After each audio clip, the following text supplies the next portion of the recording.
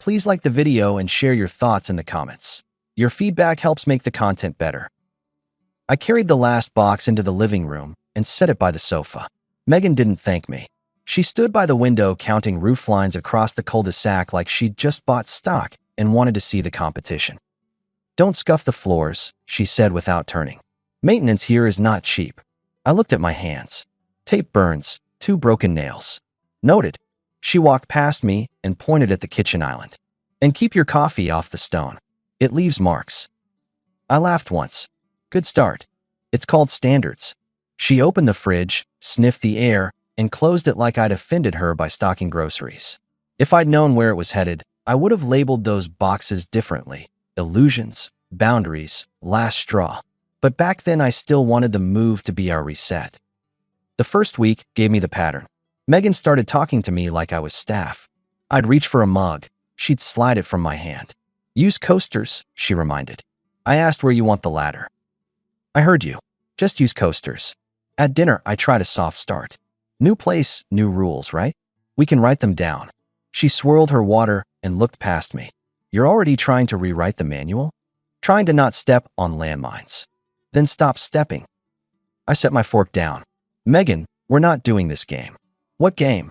She smiled in that thin way that says the scoreboard is inside her head. I changed the topic to the side gate. She changed it back to my shoes by the door. 2 nights later, she came home from a neighborhood ladies' thing. New hair, new tone. "They have standards here," she said while dropping her keys in the bowl. "People notice details. I notice how much you enjoy saying standards. You asked for a new start. This is it. Good. Then here's mine." I pulled my wallet and put 2 cards on the counter. "Split expenses. I'll cover mortgage and utilities automatically from my account. You handle groceries and decor from yours. No more blank summer of receipts. Clear lanes." She blinked. "That's not how we've done it. We've moved. I'm not a walking open tab. That's controlling. It's called clarity." She stared long enough to calculate. Then she smiled soft. "You're right. Clean start. I'll pick up groceries tomorrow. I shouldn't have dumped the list on you last month."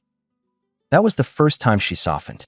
She even leaned in and adjusted my collar like this would be our new normal. I wanted to believe it.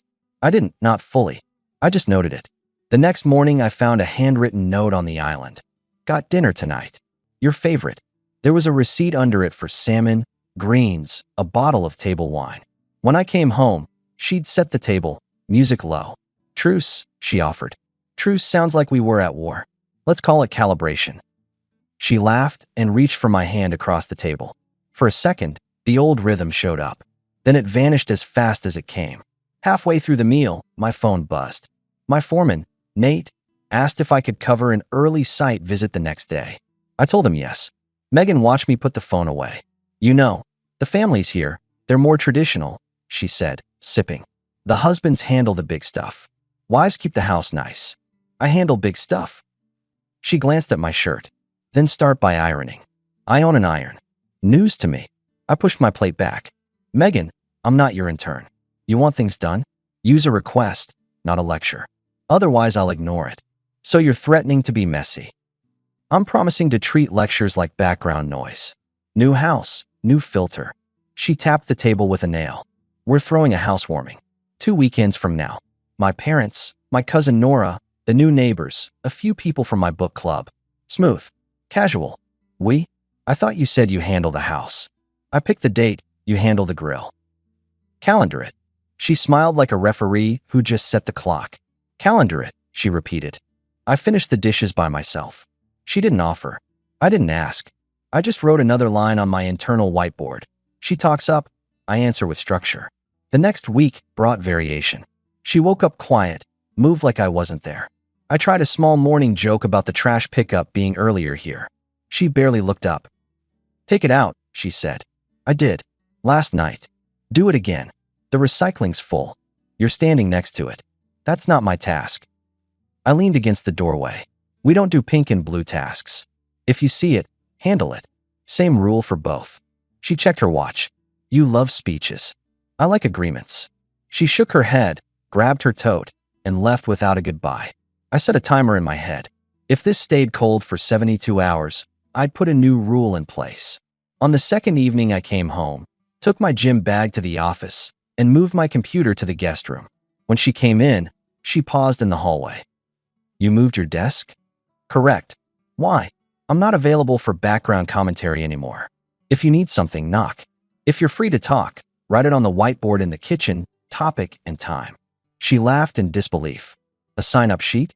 At home. Prevents random sniping. You want my attention? Book it like adults. You're being dramatic. I'm being efficient. That night, she tried a second soft turn. She came into the guest room with a cup of tea, set it by my keyboard, and rested a hand on my shoulder. I overreacted, she said. Moving is stressful. I'm off. You off happens to sound like I'm a rookie employee. I'll work on it. Good. Tea's nice. Thank you. She kissed the back of my head in a way that looked practiced and left. I watched the steam rise and wondered who she was practicing for. By the time the housewarming came around, the temperature had settled around lukewarm. People arrived with plants and pie plates and neighbor smiles. I met everyone twice. Once at the door and again later when Megan reintroduced them loudly, like I hadn't understood the first time. This is James, she announced to a couple from 2 doors down. He does construction, but he's really just muscle. I let it slide with a shrug. The husband laughed, the wife didn't. Over by the patio, my foreman Nate nodded toward the grill. You running this show, or am I? He asked. You're a guest. I've got it. Then I'll just critique, he said, grinning. That's my love language. Megan's cousin Nora walked over and kissed Megan on the cheek. Place looks perfect, she said. She looked at me like she was assessing a rental car. How's the commute? 20 minutes less, 20 minutes more sanity, I told her. Progress, she said, but the tone had the grain of a joke. Across the fence I'd met our new neighbor, Adam, during the week. Tall, poised, the kind of handshake that says, I went to good schools. He showed up later than the rest with his wife, Claire. She had that easy smile of someone who reads people quickly. When she shook my hand, she looked me in the eye long enough to send a message I didn't yet read. Megan latched onto Adam like a camp counselor. We were just talking about your landscaping, she told him. It's beautiful. He said something modest. Claire thanked me for setting out extra chairs. She drifted to the snack table and started a conversation with Nora about local schools.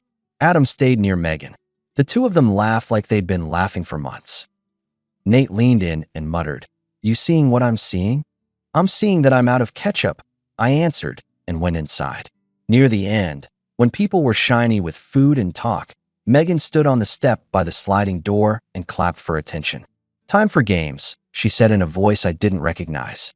Nate whispered, Here we go. Megan raised her hands like an auctioneer. All right, everyone. Since we're celebrating new beginnings, who wants a deal? I'll trade my husband for $100 and a box of donuts. He can fix your deck and overcook your steaks. The group gave that first nervous laugh. I stared at her. That wasn't a joke. That was a message with a ribbon. Silence spread in pockets. Then Claire stepped forward, pulled a folded bill from her clutch, and held it up between 2 fingers. Make it an even 1,000, she said. I'll take him. The air froze. Megan's smile broke, rebuilt, broke again. Claire waited a beat, then started laughing. You should see your face, she told Megan, and tucked the bill back like a card trick. She shot me a quick blink, half wink, half truce. People laughed for real this time. It moved on, but the room had shifted. I flipped the grill lid and said to Nate, I'm done here after dessert. Define done, he said. New rule after guests leave. He nodded. I'll stand by. When the last of them trailed out, I rinsed pans while Megan collected compliments by the door. She floated back into the kitchen like nothing happened. Fun night, she said, grabbing a towel. Don't do that again, I told her. What? She looked genuinely puzzled. Putting me on a table like a party favor. Oh, James, it was a bit. Loosen up. Not a bit. A dig with a microphone. You're sensitive. I'm clear. If you need to look bigger, do it without using me as a stool. She rolled her eyes. Noted.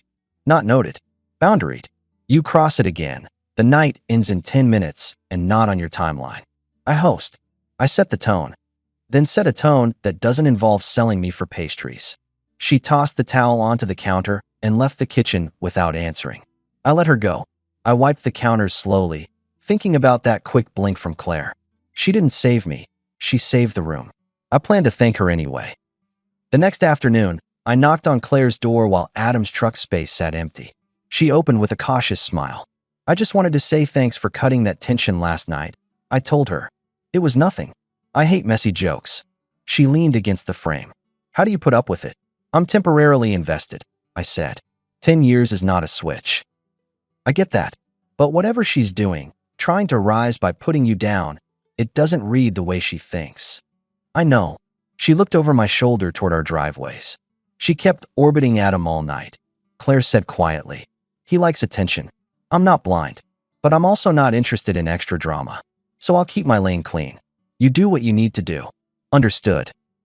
And James, she added, if you ever need a witness for a line that got crossed, I was there. Appreciate it. Back home, I drew another rule. No more joint social scenes where I'm the entertainment. I texted Megan. Cancel Friday with your book club couples. I'm taking that night for myself. She sent back a single period. Then, 5 minutes later, fine. We'll reschedule. An hour after that. I didn't mean to embarrass you. I answered, then don't. She came home early with takeout and movie tickets printed from a kiosk. Makeup date, she offered, leaning a hip on the island. No jokes. Just us. I looked at the tickets and nodded. Okay. She slid a hand around my waist in a rare gesture. Thank you for being patient, she said. I didn't melt. I just logged it as the next soft turn. At the theater, she leaned into me like we were in year 3, not year 10. On the drive home, she asked about my projects and actually listened. I let myself hope an inch. Later, she fell asleep early. I watched the ceiling and added numbers. 2 soft turns for 2 boundaries. That wasn't growth. That was management. On Wednesday, I walked into the shop and told Nate I'd be out midday next Tuesday. You finally taking a break? He asked. Call it schedule control. He scratched his jaw. You good? I'm not guessing anymore. He held up his hands. All right. You want me to cover the site walk? Please. Tuesday came. I left my truck at the shop and borrowed the old van like I was running cabinet deliveries. At 10, I parked 2 blocks from our house and waited where I could see our street. At 11:30, Megan walked out in a dress I hadn't seen in a year, called a car, and left without texting me. I followed. She had the driver drop her near the restaurant on Maple. I parked around the corner and walked. Adam was there first. They hugged at the door like people who'd practiced a casual hug. They went inside. I sat across the street with a newspaper I didn't read. At noon, they came out, paused by the hedge, and took each other's hands. Not friendly, not accidental. They walked like that down the block to a small motor lodge where nobody asks questions at the counter. I took a picture from the sidewalk. 1 shot. Enough for me. I didn't shake. I didn't chase. I didn't walk closer. I already had what I needed, clarity, and a clean exit. Back home, I emptied her side of the closet into 2 suitcases and a garment bag. I set them by the front door, lined up like soldiers. I wiped the kitchen island without thinking about the stone. Then I sat at the dining table and waited. At 4:30, she came in, stopped when she saw the luggage, and then saw me. You're home early, she said. Correct. Why? I folded my hands. Tell me how your day went. She let out a small, amused sound. Seriously? Try me. Errands. Lunch. Why are my bags here? Want to add anything to lunch? James, I don't have time for this tone. She moved toward the bedroom. I raised a hand. Stop. She stopped. Are you kidding me? I slid my phone across the table. Look. She glanced down. The photo filled the screen. She leaned back and gave me a smile that didn't reach her eyes. Well, she said, I hoped you'd take longer to connect dots. So that's why this house, this block, this schedule. She tilted her head. If you think you've solved a mystery, enjoy it. How long? She shrugged like time was a boring subject. Does Claire know? I asked. That wiped the pose off her face for a second. Then she reset. You wouldn't involve her. Take your bags, I told her. You moved us here for convenience. Good news, it's convenient. You don't have to haul them far. You can't order me out of my own home, she said, voice firm. I'm not ordering. I'm giving you 2 options. Option 1, you leave now with your things and keep this quiet between houses. Option 2, I send the photo to Claire in 10 minutes. Your choice. She laughed like I was bluffing. You wouldn't. You have 9 minutes and 40 seconds. I slid the phone into my pocket and leaned back. Her chin lifted. I'm not afraid of you. Good. I'm not asking for fear. I'm enforcing a boundary. She looked at the bags, then at me, calculating the map of the block in her head. She went to the bedroom, gathered 2 personal items and her laptop, and wheeled the suitcases to the door. "You'll regret this," she said quietly. "I regret not doing it sooner." She opened the door, hesitated, and then didn't go across the street. She walked toward her car and kept going, disappearing at the corner. Not to Adam's place. Parents, probably. Somewhere with applause. I sat still for a full minute. Then I texted Claire. "Can we talk tomorrow morning? Important. Just you and me." Her reply came fast. "Yes." 9. I slept in the guest room with the door shut and the sign-up sheet on the kitchen whiteboard laughing at the wall. Sounds carry differently in a quiet house. At 9 sharp, I knocked. Claire opened the door with a look that said she already knew half of it. "Walk?" I asked. "Please." She grabbed a hoodie, stepped outside, and closed the door behind her carefully, like the house might wake. On the sidewalk, I told her everything but adjectives. Restaurant.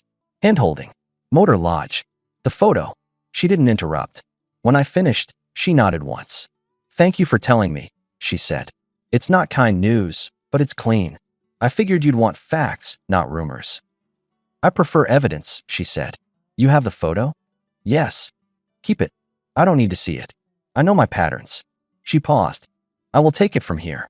I'm going to end my marriage," I added. Quietly. "Paperwork, logistics. No performances." "Same," she said. "No performances." She looked toward her door. "And James, about last weekend. I shouldn't have made a joke with Cash. It saved the room, but it also kept you in a weird circle. I'm sorry for that part. You didn't keep me anywhere. You just turned the lights back on for a second." She nodded. "Then we both do the adult thing now. Right?" We shook hands like neighbors, not co-conspirators. She went inside. I walked back and texted Nate. "I'll be remote 2 days. Handle the bids." He answered with a thumbs up and a line. "You need anything, you say it." That afternoon, Megan's mother called from an unknown number. I let it ring out. I wasn't going to sit for tribunal. An hour later, Megan texted, "We're not done." I wrote back, "We are." She called. I declined. She wrote, "Let's meet tonight. Talk like adults." I typed, "Tomorrow at 6. Your parents' driveway or mine?" She sent, "Here. Bring your keys." No response. She showed up the next evening 5 minutes past 6 in a dress that belonged to a different story. She stood in the entryway and looked around like inventory had changed. "We can set terms," she started. "We already have terms," I told her. "You packed them yourself. That photo means nothing. You're reading it however you want. It means everything I need it to mean." She walked into the kitchen and touched the island. "This place was supposed to be our upgrade." "No, it was your layout for convenience. I was the furniture. That's unfair. Fairness would have been a conversation before the restaurant." She drew a breath through her nose and let it out slow. "So that's it. That's it. I'll keep the house. You keep your accounts and the new people you've collected. I'm not interested in performance settlements. You can't just divide like that." "I can. I am. We'll sign the basic papers and move on. I won't drag names around town. You keep the same courtesy." "Or what?" "There's no or. There's just the line where I stop sharing my life with someone who uses me as a step." She looked at me for a long time, searching for old softness or a door left ajar. I had neither. She put her keys on the island, took her purse, and walked out without closing the door fully. I closed it behind her. An hour later, Claire sent a single text. Handled. Nothing else. No details. No play-by-play. I like that. The days after were a different rhythm. I moved back into the main bedroom, not out of victory, but because I like my own bed. I changed the passcode on the garage keypad. I left the whiteboard in the kitchen as a joke to myself and wrote 2 lines. "Work hard. Don't explain." Nate came by on Saturday with a cooler. "No talk," he said when I opened the door. "Just meat and a tape measure." "Good," I said. "Help me map a small workshop in the garage. I'm done building things for people who narrate." We measured, marked, laughed about old jobs. Work is a good broom. After he left, I took the last of Megan's mail, wrote, "Return to Cinder," in clean block letters, and walked it to the box. On Monday, I saw Adam's truck pull out early. Claire stood on their porch for a moment, then went inside. No drama. Just a woman closing a chapter with the same precision she uses to fold laundry. I respected it. Megan tried two more soft tactics from a distance. First, she sent cookies through a delivery app with a note. For your workshop. Proud of you. I gave the box to the teenage boy across the street who'd helped me move the mower. Then she sent a long text about our history, vacations, first apartment, all the canvas prints we could fill these walls with. I replied with one sentence. I remember the good parts, and I'm still done. She didn't answer. That was our last message. Claire knocked 2 evenings later holding a small potted herb. For the kitchen, she said. Someone once told me people notice details. I laughed. Standards, I said. Standards, she echoed, smiling. We had coffee at the island. No flirting. No plan. 2 neighbors with matching piles of shredded expectations. You staying? She asked, looking around. I like the light, I said. I'll add a fence panel between our backyards so we both get privacy. I'll handle it this weekend. Perfect, she said. I'll make lemonade. Without comments. We clinked mugs like colleagues after a clean job. A month later, the workshop was real. Benches, clamps, a radio that only played talk when I felt like company. Work picked up. We bid on bigger jobs. I bought a used truck with cash, nothing flashy, just reliable. Saturdays I ran early at the park with a group of guys who don't ask too many questions. Sundays I had breakfast on my porch. Claire and I waved. Sometimes she and a friend walked by and waved again. No triangle, just neighbors who'd been through the same weather. Nate asked one afternoon, You seeing anyone? I'm seeing clear, I told him. It's enough. He grinned. You sound like a brochure. I sound like a man sleeping well. We finished installing cabinets for a client who wanted things measured twice and cut once. My favorite kind of person. News drifted through the street like it does. Megan didn't come back.